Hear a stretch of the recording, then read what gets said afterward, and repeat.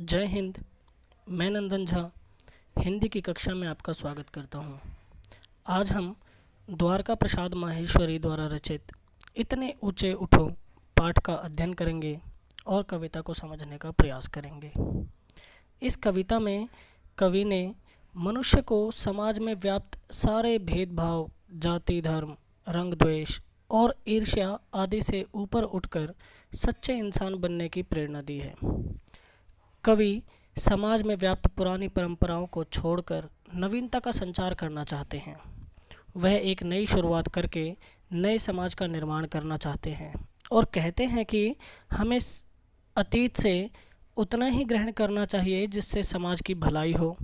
धरती को स्वर्ग बनाने के लिए हमें निरंतर गतिशील रहना है। यदि हम प्रयास करेंगे तो प्रकृति भी हमारा साथ देगी। हमें एक सुंदर समाज का निर्माण करने में अवश्य सफलता प्राप्त होगी। अब हम कविता का सार समझने का प्रयास करते हैं। प्रत्येक पंक्ति को पढ़ते हैं और उसके सरलार्थ को समझने का भी प्रयत्न साथ साथ करते हैं। इतने ऊंचे उठो कि जितना उठा गगन है, देखो इस सारी दुनिया को एक दृष्टि से सिंचित करो धरा, समता की भाववृष्टि से। जाति भेद की, धर्म वेश की, काले गोरे रंग द्वेष की ज्वालाओं से जलते जग में इतने शीतल बहो कि जितना मलय पवन है। अर्थात प्रस्तुत पंक्तियों में कवि कहते हैं कि हमें नए समाज के निर्माण में अपनी नई सोच को जाति, धर्म, रंग द्वेष आदि जैसे भेदभाव से ऊपर उठकर सभी को समानता की दृष्टि से देखना चाहिए। जिस प्रकार वर्षा सभी के ऊपर समान रूप से होती है, या जिस प्रकार प्रकृति हम सभी के लिए समान रूप से अपने आप को समर्पित करती है, उसी प्रकार हमें भी सभी के साथ समान रूप से पेश आना चाहिए। हमें नफ़रत की आग को समाप्त कर समाज में मलय पर्वत से आने वाली हवा की तरह शीतलता और शांति लाने का प्रयत्न करना चाहिए। दूसरी पंक्ति हम पढ़ते हैं। नए हाथ से वर्तमान का रूप संवारो, नई तुलिका से चित्रों के रंग उभारो, नए राग को नूतन स्वर दो, भाषा को नूतन अक्षर दो, युग की नई मूर्ति रचना में इतने मौलिक बनो कि जितना स्वयं सृजन है। अर्थात कवि कहते हैं कि नए समाज के निर्माण में हमें आगे बढ़कर अपनी कल्पनाओं को आकार देकर उन्हें वास्तविक जीवन में लाने का प्रयत्न करना चाहिए।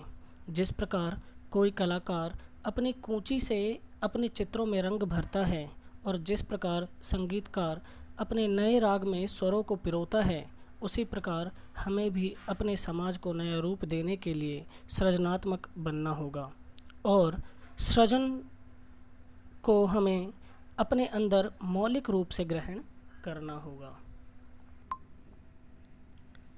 तीसरी पंक्ति, लो अतीत से उतना ही जितना पोषक है, जीर्ण शीर्ण का मोह मृत्यु का घोतक है, तोड़ो बंधन रुके न चिंतन, गति जीवन का सत्य चिरंतन, धारा के शाश्वत प्रवाह में इतने गतिमय बनो कि जितना परिवर्तन है।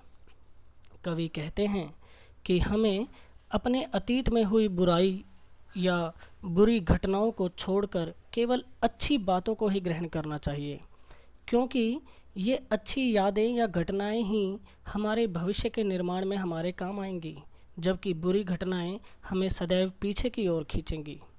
इससे हमारा विकास अवरुद्ध होगा या रुक जाएगा। कवि कहते हैं कि जिस तरह परिवर्तन सदैव होता रहता है, उसी प्रकार हमें भी सभी बंधनों को तोड़कर हमेशा आगे बढ़ते रहना चाहिए, क्योंकि आगे बढ़ते रहना ही जीवन है। अंतिम पंक्ति में कवि कहते हैं, चाह रहे हम इस धरती को स्वर्ग बनाना, अगर कहीं हो स्वर्ग उसे धरती पर लाना। सूरज, चांद, चांदनी, तारे सब हैं प्रतिपल साथ हमारे, दो कुरूप को रूप सलोना, इतने सुंदर बनो कि जितना आकर्षण है। कवि कहते हैं कि यदि हम धरती को स्वर्ग की तरह सुंदर बनाना चाहते हैं तो हमें अपनी कल्पनाओं को मूर्त रूप देते हुए, उन्हें साकार करते हुए अच्छाइयों को लेकर आगे बढ़ते रहना चाहिए। और हम अपने समाज को सभी बुराइयों से ऊपर उठाकर, या हमें अपने समाज को सभी बुराइयों से ऊपर उठाकर एक खूबसूरत समाज की रचना करनी चाहिए, या हम कर भी सकते हैं। कवि कहते हैं कि हमें अपनी सोच और भावनाएं सदैव अच्छी रखनी चाहिए, जिससे एक सुंदर समाज की रचना होगी और वह समाज हमेशा विकास की ओर बढ़ता रहेगा। जिस प्रकार हम किसी आकर्षण की ओर खींचे चले जाते हैं, उसी प्रकार अच्छी सोच के साथ हमें खुद को भी आकर्षक बनाना होगा।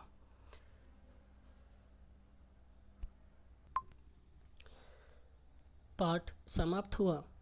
यदि पाठ को समझने में कोई भी समस्या आती है तो नीचे कमेंट बॉक्स में आप अपनी समस्या लिखें। मैं जल्द से जल्द आपकी समस्या का निदान करूंगा।